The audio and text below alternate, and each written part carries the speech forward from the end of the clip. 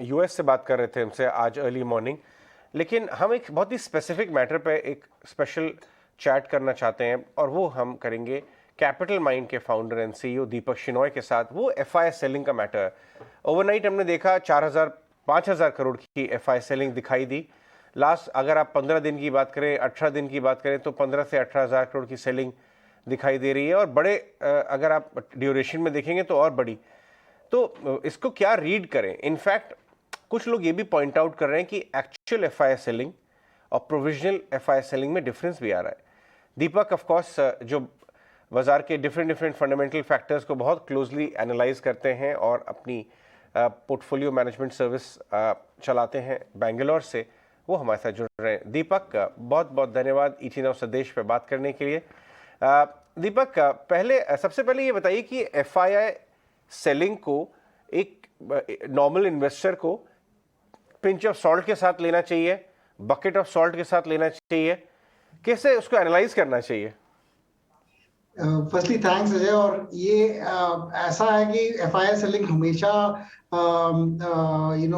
News में आता है, जबकि वो जैसे दिन में अगर 3-4 हजार करोड़ कंटिन्यूसली सेल करते हैं सेकेंडरी मार्केट में, जैसे एनएससी और बीएससी में जब सेल करते हैं तब वो न्यूज में आता है। लेकिन इस बार ऐसा हुआ है कि उन्होंने जो पैसे मार्केट से निकाले हैं वो एक्चुअली उन्होंने नई कंपनीज में या फिर कंपनीज में फ्रेश इन्वेस्टमेंट्स में डाले हुए हैं। तो आप अगर एनएसडीएल के साइट पे देखते हैं, जहां पे उनका ओवरऑल अगर आप इन्वेस्टमेंट लिमिट्स और इन्वेस्टमेंट लेवल्स आप देखें तो आपको नजर आता है कि उन्होंने 17,000 करोड़ एक्चुअली जो सेलिंग हुई है वो 17,000 करोड़ नवंबर में हुई है।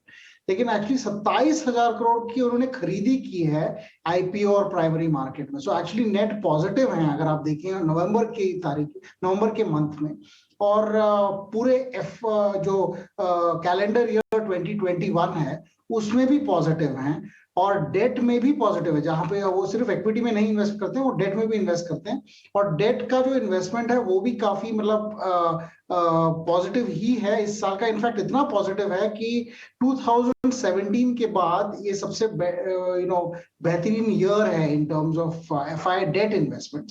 तो इसकी वजह से आप देखते हैं अगर जो यूएसडी आईएनआर का जो रेट है, यूएस डॉलर और रुपी का जो रेट है, वो यूजुअली एफआई सेलिंग से गिरता है, क्योंकि वो जब पैसे कुछ बेचते हैं तो पैसे बाहर इंडिया से बाहर ले जाते हैं और उस टाइम पे डॉलर स्ट्रांग हो जाता है, रुपी वीक हो जाता है।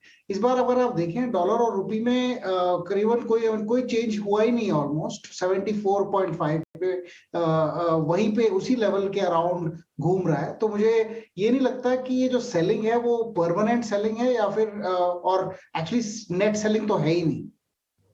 राइट। सो दीपक, क्या आप इससे हम ये पिक कर सकते हैं कि may be it's just that कि फंड्स की चर्निंग हो रही है सेक्टर्स के बीच में, स्टॉक्स के बीच में, क्योंकि इंडेक्स तो खास उन्होंने नहीं सेल ऑफ किया है, क्योंकि जब फिगर्स आती हैं एफआईज के सेल ऑफ की फिगर्स तो वो ये क्लियरली नहीं है, या फिर आपको थोड़ा सा डीप रिसर्च करके पता चलता है कि कहाँ एक्चुअली सेलर्स थे वो।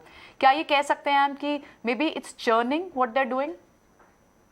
हाँ जी, अगर आप ये देखें तो मतलब जो एफआईएस हमेशा ऐसे करते हैं कि जब नए स्टॉक्स आते हैं तो उनमें उनका वो एलोकेशन बिल्ड करते जाते हैं। आईपीओ में तो उनको जितना मिलना होता है उतना मिलता नहीं है। जैसे उन्होंने नायका में काफी अप्लाई किया लेकिन उतना नहीं मिला जितना उनको चाहिए था। तो शायद उसमें भी अगर सेकेंडरी मार्केट के लिस्टिंग के बाद खरीदना चाहेंगे तो वो कुछ और बेच के इसको खरीदने के लिए मतलब वो इंतजाम करेंगे। तो इस तरह से शायद उसका सेलिंग हो चुका है और बाइंग अभी शायद आगे आएगा। लेकिन दिस सेक्टर चर्न जो आप कह रहे हो वो हमेशा होता रहता है, अबाउट 5-6 मंथ्स में एक बार वो हमेशा वो सेक्टर्स को चर्न करते रहते हैं।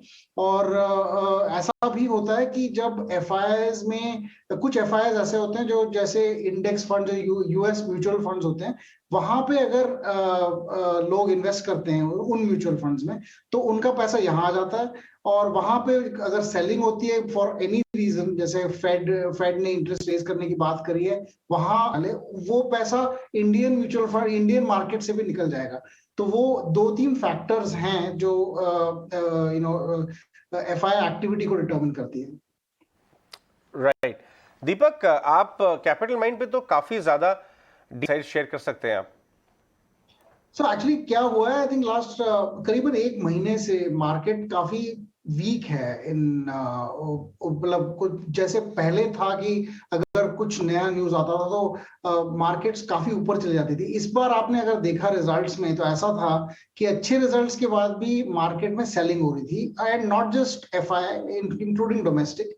तो जिन कंपनी ने अच्छे रिजल्ट्स दिए उनके भी स्टॉक्स गिरे, और जिन्होंने बुरे रिजल्ट्स दिए उनके भी स्टॉक्स गिरे। तो एक तरह से ये ऐसा हो जाता है कि जब मार्केट्स करीबन मतलब थक जाते हैं, एग्जॉशन फेज में आ जाते हैं, तो उस टाइम पे यूजुअली ऐसा होता है। तो इधर हम यहाँ से थोड़ी देर और ऐसे ही कंटिन्यू करेंगे, और यूजुअली दिसंबर में ज्यादा कोई एक्टिविटी नहीं देखते हम, कोई इंपॉर्टेंट चीज भी नहीं होती है। तो यूजुअली वो जो होनी होती है वो जो जनवरी में होती है। तो यूजुअली ये I think the last 1 month is kind of an advance notification of that कि I think थोड़ा सा market will take a rest। और एक चीज ऐसी है कि सेक्टोरल रोटेशन हो रही है, मतलब नए जो कंपनीज लिस्टेड हैं वो काफी बड़े मार्केट कैप के हैं। अगर आप नायका देखें, जोमैटो देखें, पेटीएम देखें, इनकी मार्केट कैप काफी ज्यादा, इतनी ज्यादा है कि वो ऑलरेडी लार्ज कैप स्टॉक्स हैं।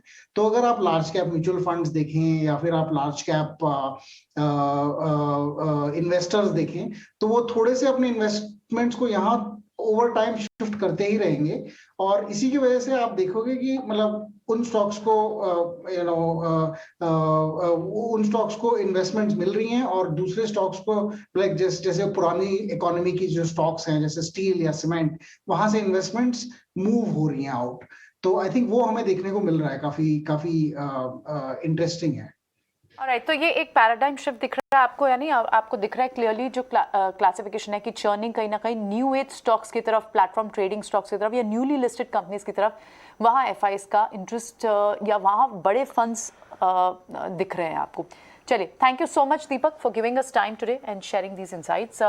तो एफआईज की ये जो बिकवाली जो एक बड़ा कंसर्न है अजय, जिस पर लगातार बहुत वर्ड ऑफ कॉशंस है, यानी we should just take it with a pinch of salt. Absolutely, वही उन्होंने काफी एनालिसिस करके बताया कि आपको कैसे ये परेशान होने वाला फैक्टर है या इसको एक